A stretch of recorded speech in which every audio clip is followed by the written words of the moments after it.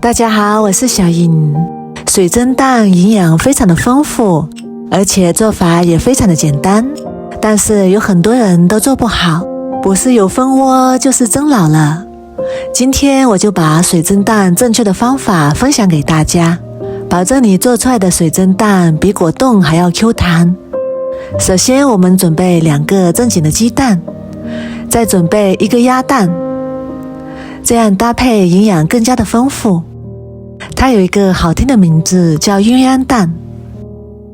把准备好的鸡蛋清洗干净之后，一个一个倒入碗中，在碗里面加入1小勺盐，然后用筷子把鸡蛋搅散，充分的搅拌均匀，使蛋清和蛋黄充分的融合在一起。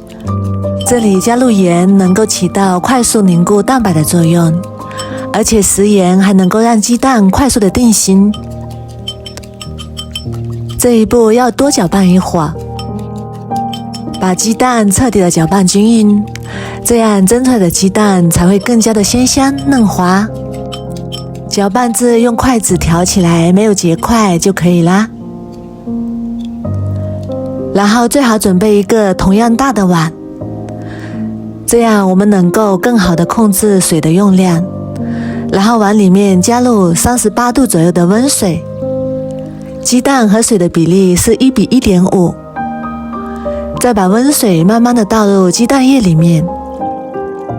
这里一定要用温水，不能用别的水，这样蒸出来的鸡蛋才会更加的细腻丝滑。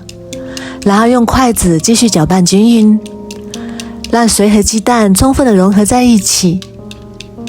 搅匀之后，再准备一个过滤碗，把鸡蛋液过滤一下，把里面的小泡泡和结块的鸡蛋过滤出来，这样我们蒸出来的鸡蛋才不会有蜂窝状。上面还飘浮着一些小泡泡，再用勺子把它捞出来。接下来起锅加入适量的清水，再放入蒸架，盖上盖子，大火烧开。水开之后，把鸡蛋液放进来，上面扣上一个盘子，或者是盖上盖子，防止水蒸气滴入。然后盖上盖子，转小火蒸10分钟。这里一定要转小火，因为大火蒸鸡蛋受热不均匀，那样会导致鸡蛋容易散花不成型，所以一定要用小火。趁这个时间，我们准备一把葱叶，切成葱花，葱花尽量切得细一点。切好之后装入碗中备用。鸡蛋时间到之后，先关火，先不要取出来，让它在锅里焖5到6分钟，这样做出来的鸡蛋受热更加均匀，更加嫩滑 Q 弹。这回时间到了，我们打开盖子。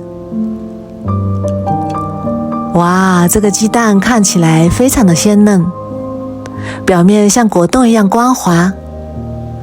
然后把它取出来，